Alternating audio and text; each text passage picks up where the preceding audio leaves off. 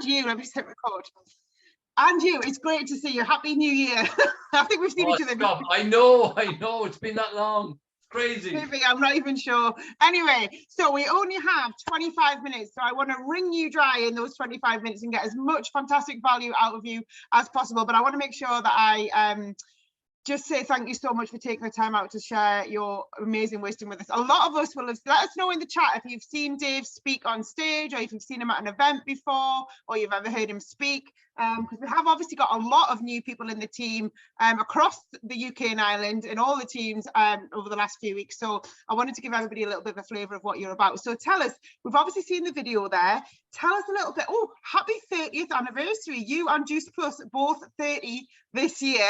Yep. You don't look a day over 29, I'll tell you. So stop it, Emma. Come on. You've been with the company a very long time, obviously 30 years. So tell us a little bit about who is Dave Obrien, what are you about, and what was all that going on in that video? Yeah, okay. Well, look, I think one of the beautiful things of our business, and for a lot of the new guys on the line tonight, hi everybody. 30 years. Yeah, when I was in the business, Emma, it would have been water filters. And somebody invited me to a meeting. I came along. Getting fresh water in your tap made sense to me. So I bought a unit, and the guy said, "You want to have a second business?" I said, "No, I'm fine the way I am, thank you. But the water unit is grand." But it was so good that my mum got one, my brother, and after a while, the guy said to me, who introduced me, he said, "You know, you sold about 12 of these units." And he said, "Why don't you take a franchise? Come on." It was £100, 100 punts in those days. And I said, "Oh, look, go on, I'll do it anyway." And that was the start of my journey with Juice Plus. Now, there was no, Juice Plus was in America at that time. It was just launched, as you know, Emma, but it hadn't come to Ireland. And so 2 years later, I'm there. I'm at a meeting in Dublin, and they're launching Juice Plus. I didn't actually want to be there because I'm not into pills. I never have been. And I didn't like this idea of fruit and veg in a capsule. It was like, come on, give me a break, you know. Water was fine. I was saying, why didn't they just stick with water and air and these beautiful units? Why do you have to go messing around with stupid pills and things like that? I eat enough fruit and vegetable. I don't need this stuff anyway. Anyway, long story, Eddie O'Shaughnessy was with me. He kind of convinced me to go. I went, and I was like a spoiled child, you know, with the arms folded. I'm not going to learn anything here. And I was sitting there, and they had this, they had a medical doctor. They had a nutritionist from the television station here. They had our swimmer, Olympic swimmer. And I'll never forget it, Emma, because of this guy, it's the real reason that I got this passion, this drive, everything for Juice Plus, and that had made such a difference to my life, financially and health-wise. So I'm sitting there, and it's interesting, but I'm not really taking that much by it. And then this guy gets up and he says, "You know what?"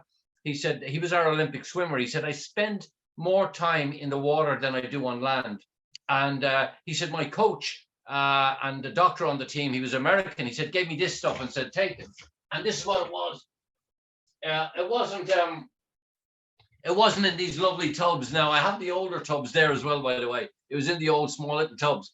And he held them up and he said, "I took it for a month. I found no difference. I took it for 2 months. I found no difference. I took it for 3 months. Come on. I found no difference." I turned to Eddie and I said, "You know, they better get a different speaker. This is all going pear-shaped." But what he said next really hit me. He said, "I found no difference, but my doctors did." You see, he was being tested by WADA, the World Anti-Doping Association, being a swimmer, being an Olympic swimmer. And what they found in his blood was this huge increase of antioxidants. Bearing in mind, there was only one study out at that stage, Emma. We've got over 40 now. And it wasn't a peer-reviewed study. It was just a clinical study.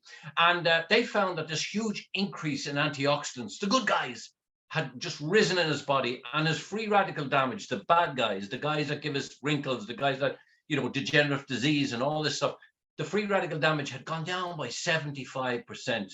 Now, I'm sitting in the audience listening, and I'm thinking of a couple of things. Either he's overexcited, this guy, this swimmer, he's misinformed, I don't know, he's been paid a bunch of money to tell us, you know, by Juice Plus to tell us this stuff is great. You know, maybe he's giving us a bunch of lies. But what if he's not? Do you know what I mean? What if this was true? What if man had actually found a way to grow this beautiful food in the States? Leave it, you know, have it in ground that's nutrient dense. In other words, nowadays you don't have that, you know, where they allow the ground to recuperate again. Nutrient dense soil. It's called crop rotation. They don't do that anymore. And have this beautiful food, leave it on the tree until it was vine ripened, and then pick all this fruit and vegetables, and then boom, take the water out through a process which is incredible. Only at the latter stages they have a tiny winchy little bit of heat. So it's a live food. And if you take the water out of anything, you're left with the powder. And if you open a Juice Plus capsule, have a look how green the vegetable one is, how purple the berries are. They're rich, they're deep. It's the real deal, and it's enzyme intact. And so the only reason it's in that capsule was to keep the air away from it.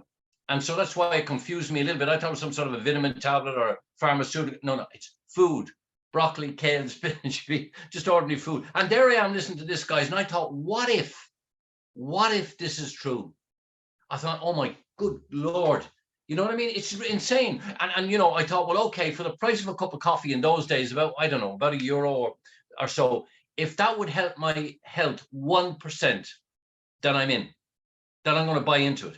And I think it's a very important story, because I was skeptical. I mean, you're talking to a guy that, you know, I wasn't into pills of any kind. I wasn't into any of that. My head wasn't around. I eat enough fruit and veg. But of course, the truth was that I couldn't get enough raw fruits and vegetables. Most of it was cooked, the vegetables, so you'd kill it as a live food.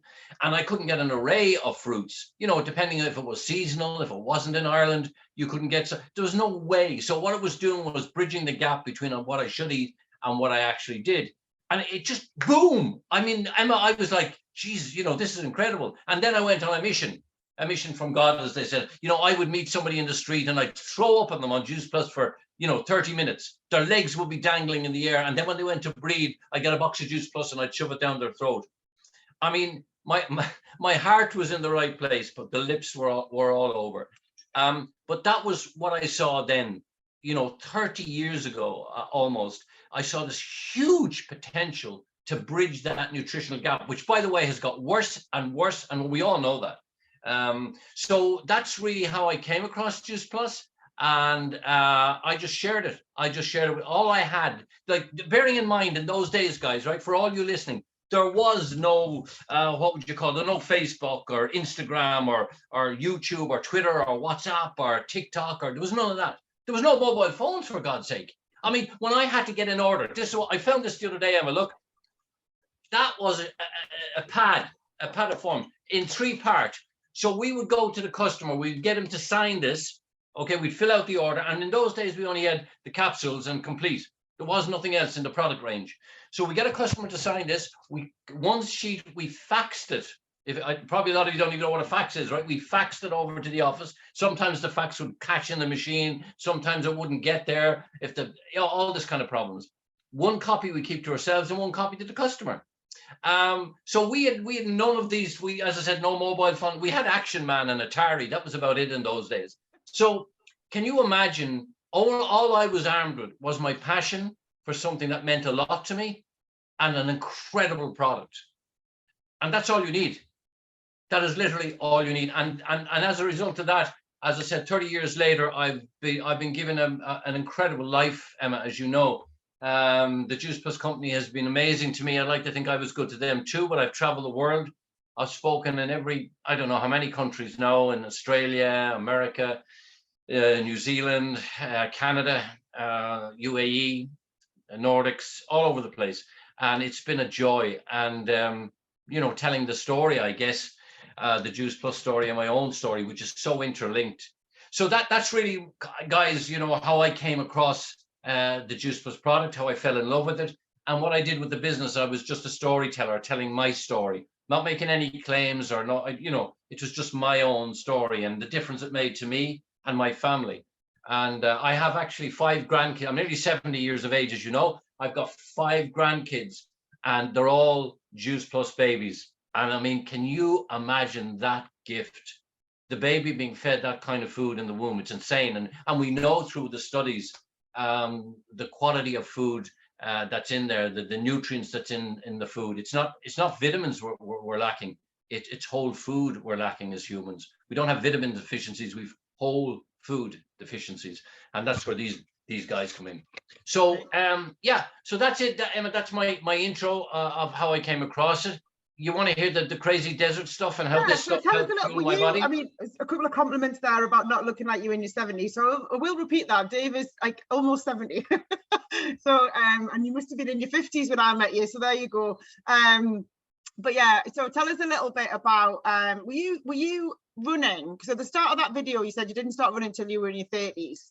Yes. And it's funny that very similarly to, you know, already, and those of you in Harrogate who saw Dave and I on stage together, Dave has always been my idol when it comes to like crazy fitness tasks. So when I was training for Ironman, I was always remembering Dave saying, there's always one more step, there's always one more step. And interestingly, I got into doing Ironman by going to watch somebody else doing it and thinking, I reckon I could do that, you know, that looks pretty cool. I couldn't even ride a bike, never mind do anything like that. So it's interesting you started your running journey in a similar way by going along to watch Yeah. the marathon going through your town. So were you running at the time you came across Juice Plus, or how did the two sort of combine? Yeah, you're right. I was running a little bit, but nothing much. I came across a marathon. My mum, Lord rest her, said that a local guy was running in a race. I went out to see it. It was a marathon. It went through where I lived.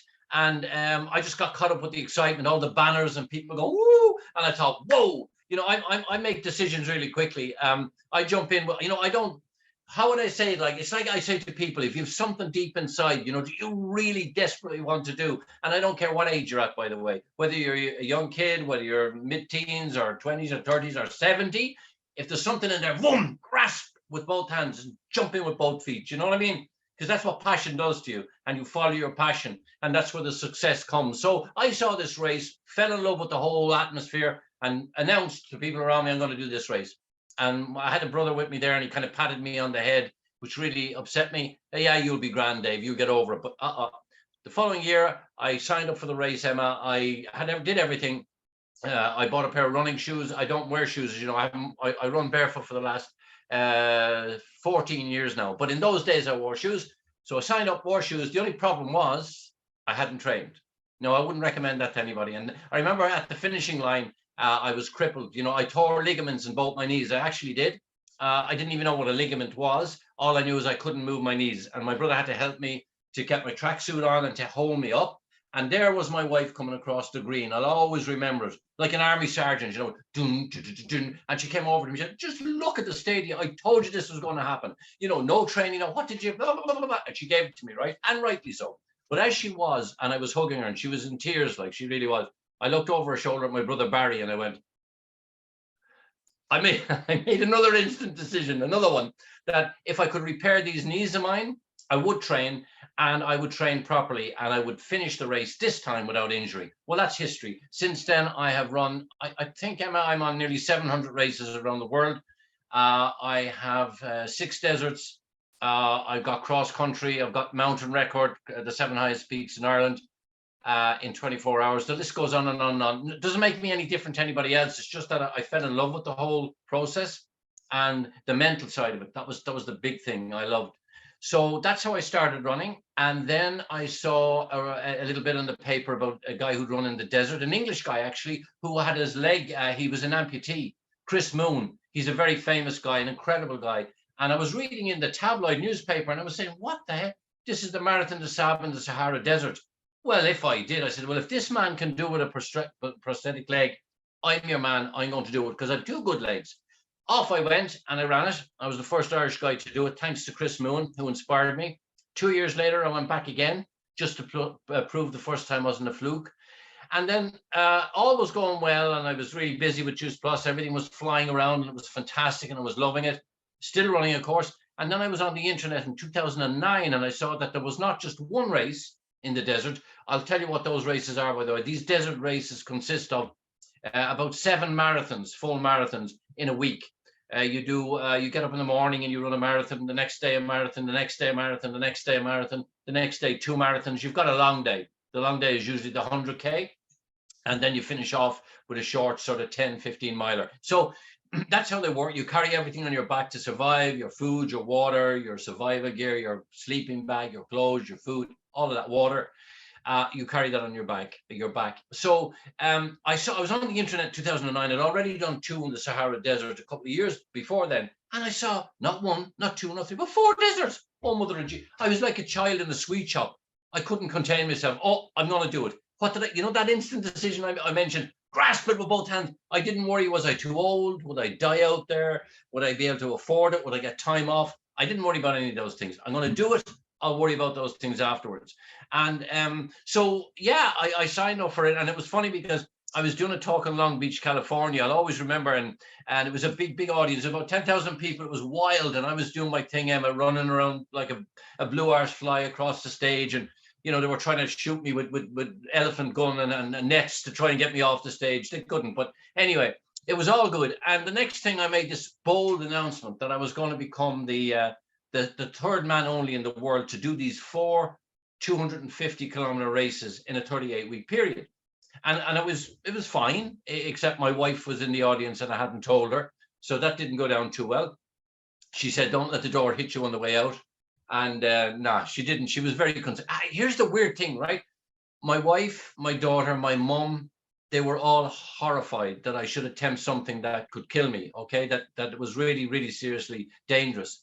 And yet my boys, they were, my 3 boys, whoa, come on, Dad, the Irish Superman, the macho thing. And they just loved the whole thing. But when I look back on it, it's kind of funny when I look back, I realize now how selfish that whole thing was.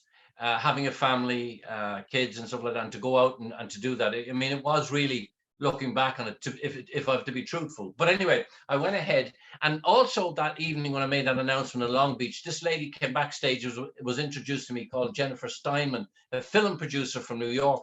And this is what she said, almost word for word. Let me get this straight, Dave Obrien. You're about to do what only 2 men in the world have done. They're half your age. They're the most professional ultra runners on the planet. You're only an ordinary Joe Soap. You're going to kill yourself. Can I make a movie about it? Oh, I thought, that's lovely. You want to make a movie about me killing myself? That really inspired me. Anyway, long story. Jennifer Steinman and all the crew came over to Ireland, spent 3 weeks filming me at home and in my mum's house and this house here with my kids. And then they went back to America with their tail between their legs. And I never knew this. They thought, we're in trouble. They said to themselves, this guy's a lunatic. He hasn't trained. He ain't going to last 1 day in one desert. Don't mind 6 days by 4 times in 4 different deserts. So they got freaked and they got the cameras. And when I got to Chile, that was the first desert, they went scrambling looking for people to film other people to make this film because they didn't think I'd survive it a day. Well, as the story goes, and not only did I survive it, I did extremely well. I came back and I came back healthy. And, I think it shocked everybody because they didn't know what I knew, Emma. And they didn't know that I had a secret weapon. And I kid you not, guys, because let me tell you, you know this, Emma, because you see me do it on stage. There's a big picture of me. I remember we were in the Gobi Desert. That was my second one. The Atacama Desert, Chile was the first. Then I went to the Gobi Desert to do my second one, and a guy died. He was a young American man, 31 years of age. We were going through this mountain range, and it was like a narrow path, about 4 or 5 feet wide, and it was 46 degrees. Now, I'm not kidding. I'm not making it up. It was 40. That's so hot that if you were to stand in it for 1 minute, your lips would start to bubble. That's absolute fact. We had zinc on our lips, and we were covered from head to toe. But anyway, that's neither here nor there. We went through this mountain range. We should never have been sent there, but that's the way the course was. And one guy never made it out the other side, this young American. And he went into a coma and he died on the Saturday. Lord rest him. Now, when that happened, it freaked these were the age of my kids, for God's sake, around me. And so I made a decision that it was not going to happen on my watch again. If I came across anybody, to hell with the race. I would stay with that person. I'd get him to a checkpoint. I mean, they would do the same for you. So that's what happened. On the long day, the following day, 110-kilometer day, you got 40 hours to do it. There was the last stage, was this big sand dune stage. And I remember entering it. And at 10 o'clock in the morning, they shut it down. I got in there at 9:15 in the morning. I'd been on my feet for, I think, 22 hours at this stage. And when I got in, I was there for, I don't know, maybe an hour or two. And next of all, I saw the shadow in front of me. It was like, the mirage you see in the dead. Honestly, it was all these high sand dunes. And it turned out to be a young man from the British Army, Hugh, 26 years of age. Oh, my God. He's my hero. This guy took all my pain away. He was in trouble, okay? He wasn't well.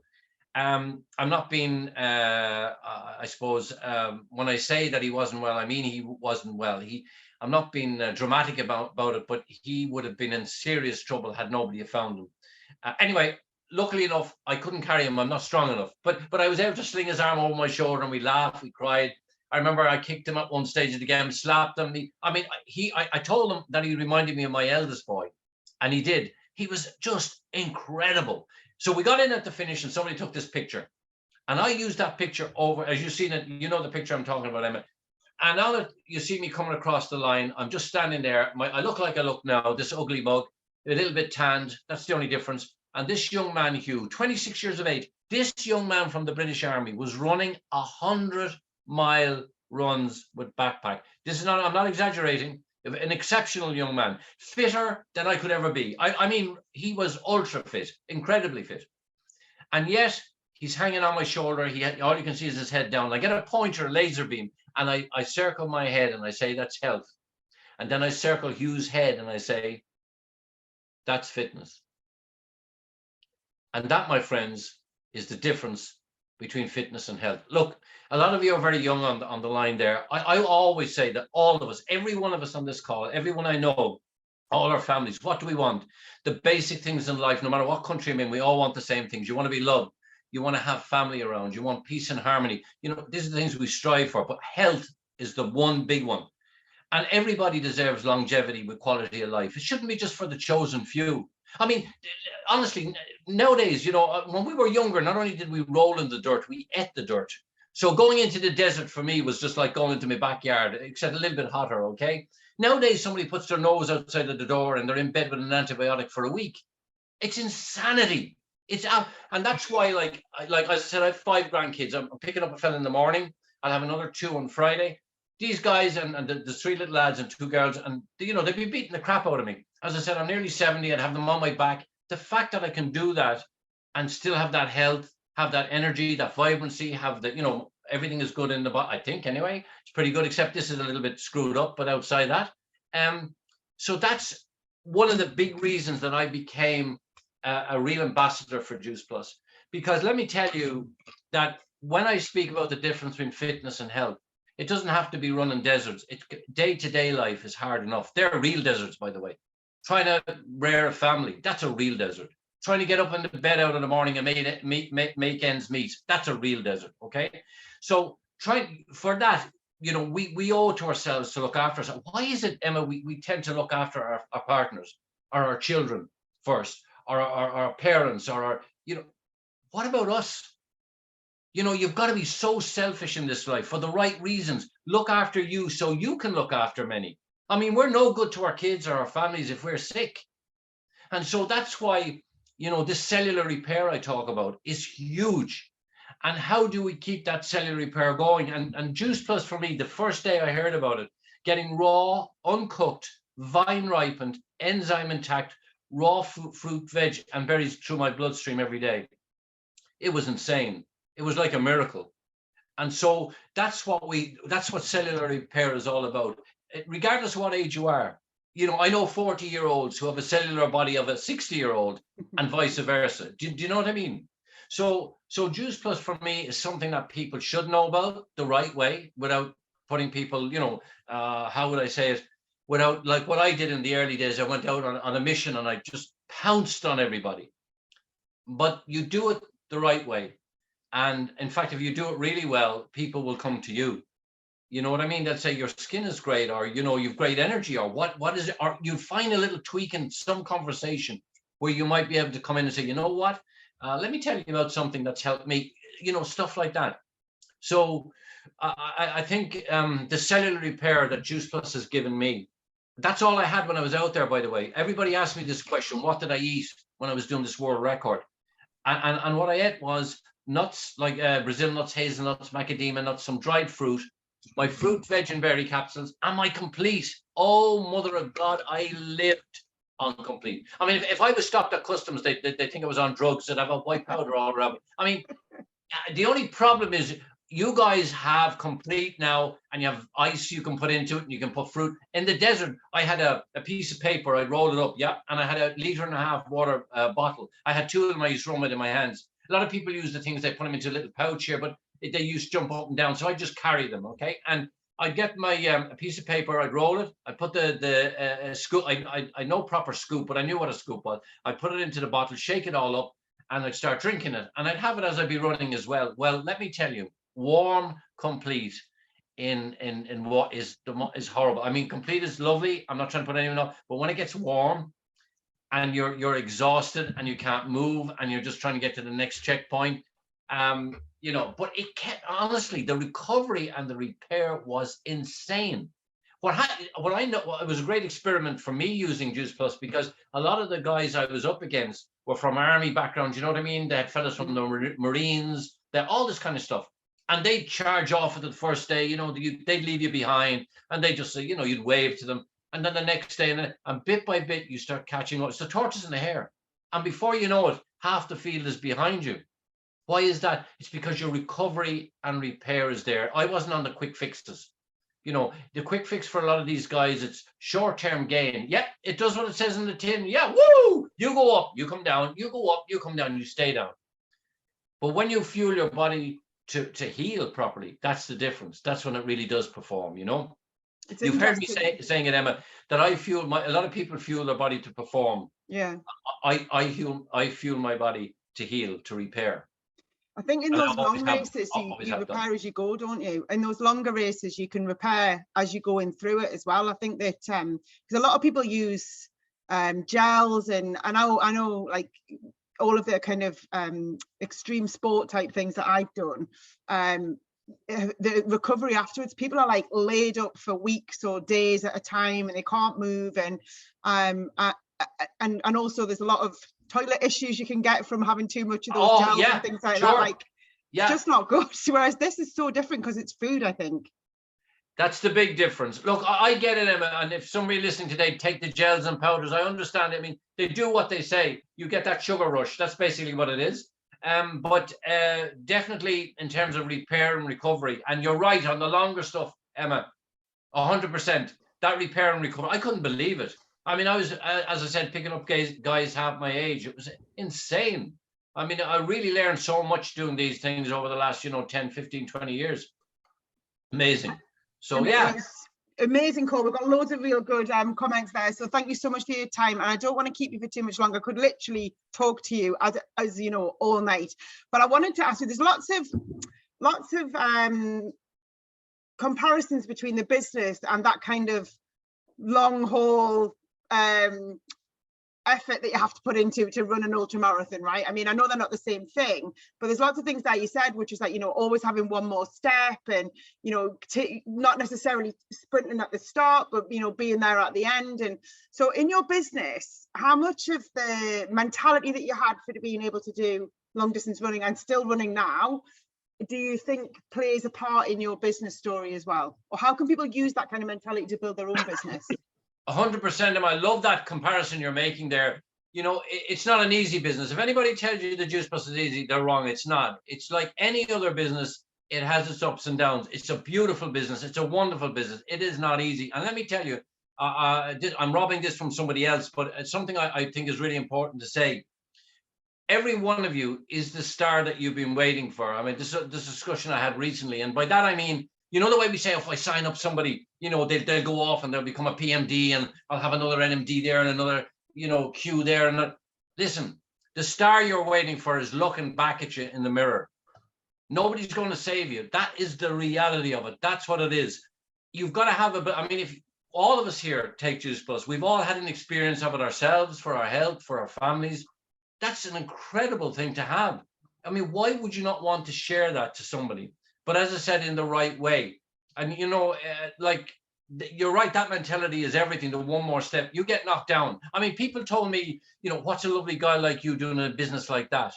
I was told people wouldn't talk to me. I mean, I had family. Oh, don't talk to me about family. Family is the most difficult. I know if any of you are listening to me today, am I right? Family I could go on about family for a long time. If one of you came into my family in Dublin, right, and told you they take your hand off for it, but of course their brother or their uncle or It's an issue, isn't it? But Sure. you know, I think the lovely thing about our business is never this one step that Emma says that I always say in the desert, when you're so depleted mentally and physically and you can't move, and you know that if you don't move, you're going to burn up, you're going to die out there, you've got to move. So it's like you say to yourself, not have another mile to do, you say I have one more step to do. And that's our business is exactly the same.